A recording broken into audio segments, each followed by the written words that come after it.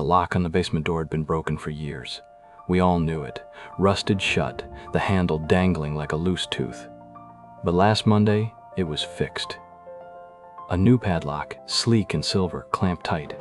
The cold clung to the stairwell, a damp cellar chill that bit ankles mid-step. The superintendent inspected it, returned pale and mumbling about settling, his breath visible in air suddenly thick with winter. Light bulbs stuttered, arrhythmias after midnight. Concrete scraped with slow, deliberate weight below my apartment.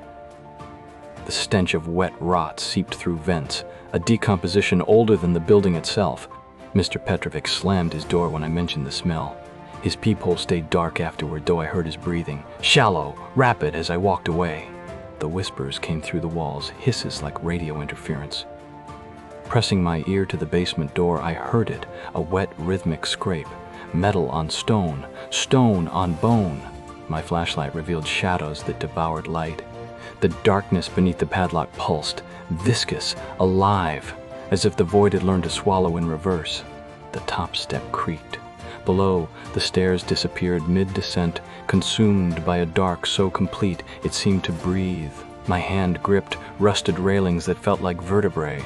The steps groaned like old joints as I descended, each creak snapping through me, tendon tight. My flashlight shivered in my grip, its beam thinning to a sickly yellow. Shadows pooled where the light faltered, swirling at the edges as though stirred by something unseen. The railings, Christ, their texture shifted under my palm. Rough iron one moment, then slick, sponge-like, pulsing faintly. I jerked my hand back, skin prickling with a residue that smelled of copper and spoiled milk. Below, the scrape quickened. Not metal anymore, something softer. Fingernails? A choked gasp escaped me. It stopped. Silence. Then a wet, glutinous sound, rising. The whisper came inside my skull. Watch your step! Watch your step! Watch! My breath hung cloudless in the air. The cold needled through my coat, my ribs, pushing into marrow. The flashlight died. In the blackness, the stairs beneath me sighed, sagging like rotten wood. I clutched at the railing. It gave, pliant, meaty. A damp tremor traveled up my arm. A flicker. Not light, but a glow, faint, greenish, seeping from the depths. It illuminated nothing, yet in that sham radiance I saw or felt shapes, kneeling, digging, walls puckering like wet fabric. The whisper came again, closer now, guttural and gurgling. You've always lived above us! Above. God. Above what? My phone buzzed suddenly in my pocket, a jarring lifeline, and I fumbled for it, desperate. The screen flared, 3033 AM, a text from Mr. Petrovic, 2 words blinking like a requiem. Stop moving!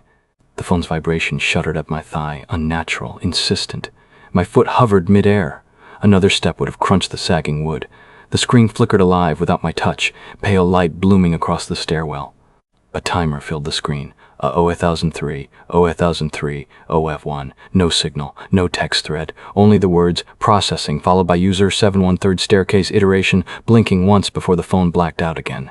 The greenish glow swelled, fungal. Shadows coiled into sinew, bone, a rib cage pressed against the wall's membrane. My legs wouldn't obey, not frozen, heavy. Silt, gathering in veins. A sound below, not scraping, humming, tilted, off-key. The floorboards beneath my boots puckered, swollen, breathing. Stop moving, I hissed, but the whisper became a chorus. Stop moving! Stop moving! Stop moving! You've always lived above us. The walls shivered. Beneath the rod, a new texture, wool. Scratchy, familiar.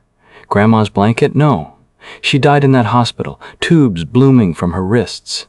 The stair beneath my boot had split, fibrous layers peeling back. Inside, a vein, throbbing black. Wrapped around it, frayed yarn soaked in something viscous. The wool crept upward, curling around my ankle. The screen spat static. Then a face, my face, mouth sewn shut with frayed yarn. Caption, you, Sir 7130, awake. Protocol, ashes,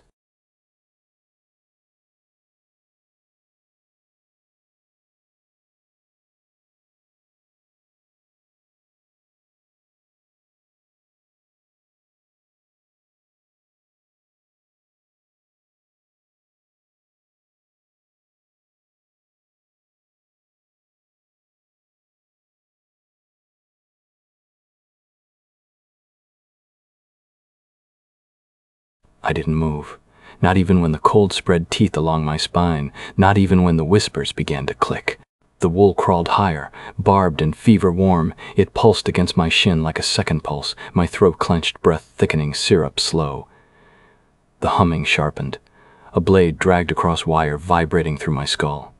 My reflection from the phone screen bled into peripheral vision, threads stitching through my lips and nostrils into a puppet snout. The text, "Ashes," glowed, its greasy font smearing across the glass like oil. Black sap oozed from the splitting stare, smelling of sterile decay. The yarn around my ankle jerked downward, not a tug, but an invitation. The wall beneath my palm became calloused hide, something wet snuffling behind it. The wool needled through my jeans, turning my leg mechanical. Heat bloomed below furnace-red light licking upward. Whisper voices sighed through the stairwell like wet mouths crowding my ears. The voice echoed, "We've tasted your marrow since the first stare." My phone flared once, a pixelated matchstick self-immolating on screen. Shadows deepened as the final light guttered out. The wool pulled. "Not my leg! Something behind my ribs!" A sickening unraveling as heat roared below. My reflection in the dead screen dissolved into smoke. The stairs swallowed me step by splintered step. The yarn no longer pulled a breath, fibrous tendrils flexing deeper into my marrow. My shadow remained, etched scarlet on the walls now veined with luminescent rot. Each breath felt stolen, the air clotting with the stench of burnt hair and sweetness. Rotting fruit left to ferment in a sealed jar. My legs moved without consent, wooden, jerking. The creak of the stairs morphed into the sound of wet tendons snapping. Something pressed against the back of my knees. Not hands, mouths. Suckling softly. Ahead, the furnace glow swelled. Faces pressed against the walls, stretching the plaster into membrane-thin bubbles. My face, always my face, eyes gouged into hollows, yarn snarling from every orifice. The heat unzipped my skin. I tried to scream, but the stitches cinched tighter, not thread anymore. Sinew. My own, harvested and threaded back through me. The phone buzzed in my pocket, a corpse twitching. Its screen cracked open. Ashes blossomed into a swarm of insects, their iridescent wings whispering, "It knew." It always knew. Gee. My left hand bled texture, fingers dissolving into smoke. Empty. Lightless. Yet beyond the inferno's maw, a sound faint, relentless. My mother's voice, singing a lullaby I'd forgotten. They were right. I'd carried this hunger for endings, swallowed every silent cry. "Now!" the house purred, ravenous. "To burn or be burned!" The furnace roared silence. Flame became ash, became breath. "I didn't burn!" I settled. My remains hung suspended in the air like pollen, drifting toward patches of damp crowding the ceiling. The house swallowed me. Not consumption, communion. My mother's song fractured into syllables caught between floorboards. "Hush!" A bye. A flicker of crib, mobile horses, peeling paint. No, not horses.